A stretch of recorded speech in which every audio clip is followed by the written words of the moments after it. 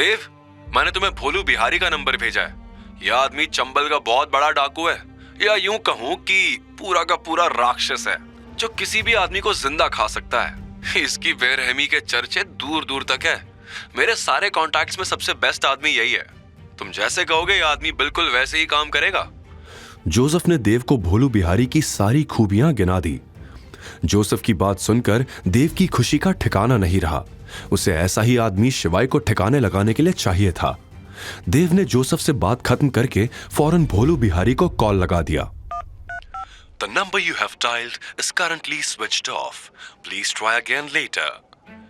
अरे यार, इसका तो नंबर ही बंद है। अब क्या करूं? ऐसे बेकार लोग हमेशा मुझे ही क्यों मिलते हैं? कहीं जोसेफ ने गलत नंबर तो नहीं दे दिया? खुद से बड़बड़ाते हुए देव ने फोन काट दिया और अपनी गाड़ी से निकलकर दिनेश के कैबिन की तरफ चला गया, क्योंकि दिनेश पीछे से बार बार देव को कॉल कर रहे थे। देव जल्दी से लिफ्ट में चढ़ा और उसने 15th फ्लोर का बटन दबा दिया। कुछ ही देर में देव दिनेश के कैबिन के बाहर पहुंच गया और दरवाजा नॉक करके अंदर आया। दिनेश ने देव को देखते हुए कहा, अरे देव, तुम कहां चले गए थे? अच्छा, मेरी बात सुनो, मैं तुम्हें किसी से मिलवाना चाहता हूं। ये बहुत बड़े आदमी है, तो याद रहे जब तुम उनसे मिलना तो उन्हें इंप्रेस करने की पूरी कोशिश करना। अगर वो तुमसे इंप्रेस हो गए तो तुम्हारी जिंदगी संवर जाएगी। ऐसा भी क्या खास है उस आदमी में चाचा? और कौन है वो आदमी? उसका नाम क्या है? देव ने क्यूरियोसिटी के साथ पूछा। उनका नाम मैं तुम्हें अभी नहीं बता सकता। अभी हमें उनकी आइडेंटिटी रिवील नहीं करनी है। सही वक्त आने पर मैं तुम्हें उनसे जरूर मिलवाऊंगा, दिनेश ने समझाते हुए कहा।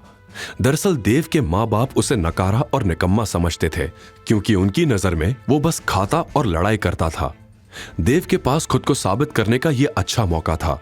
अगर उसकी मुलाकात इस बड़े आदमी से हो गई तो सब लोग उसकी इज्जत करने लगेंगे।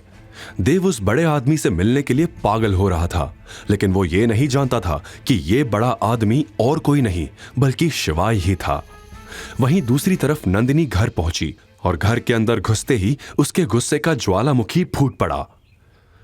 मैं उस अवंतिका को नहीं छोड़ूंगी। डायन कहीं की हमेशा मेरी जगह लेने की कोशिश करती है।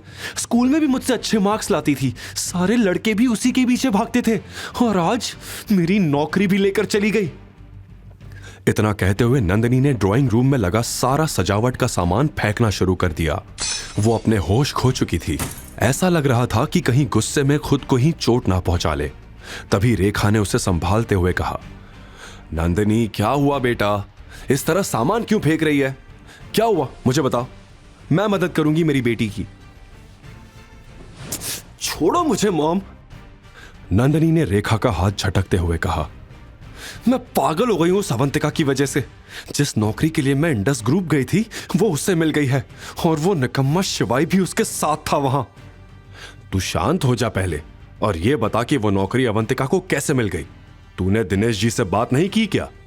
रेखा ने आश्चर्य से पूछा। वो मुझे मिले ही नहीं मॉम।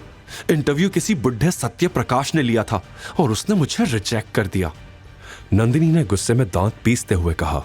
उसकी लाल आंखों से लगातार आंसू बह रहे थे। तू फिक्र क्यों करती है? तेरी मां भी जिंदा है, कोई ना कोई तरकीब जरूर निकाल ही लेगी, रेखा ने नंदिनी को गले लगाते हुए कहा। फिर उसने नंदिनी को सोफे पर बैठाकर तुरंत अपना फोन निकाला और किसी को मैसेज करने लगी। रेखा ने किसे मैसेज किया था? रेखा के दिमाग में क्या खुराफात चल रही थी? वहीं दूसरी ओर शिवाय बहुत खुश था, क्योंकि अवंतिका की नौकरी लग गई थी और उसने आज अपनी काबिलियत साबित कर दी थी। इसी खुशी को सेलिब्रेट करने के लिए शिवाय अवंतिका को एक अच्छे से रेस्टोरेंट में लंच करवाना चाहता था, जिसकी प्रेपरेशन वो पहले से कर चुका था। शिवाय, चलो ना सराफा बाजार चलते हैं, कुछ अच्छा खाएंगे, बहुत भूख लगी है। This is my treat, Avantika ने चेहरे पर मुस्कान लिए शिवाय से कहा। सराफा बाजार नहीं, हम आज मालवीय नगर में इंदौर ग्रिल्स में लंच करने चलेंगे। चलो फटाफट कैब में बैठो, शिवाय ने अवंतिका से पूरे हक से कहा। वहां तो एक 5 स्टार होटल है, लेकिन शिवाय, मुझे इतनी महंगी जगह नहीं जाना, प्लीज एक नॉर्मल जगह चलते हैं, अवंतिका ने बड़े प्यार से रिक्वेस्ट की।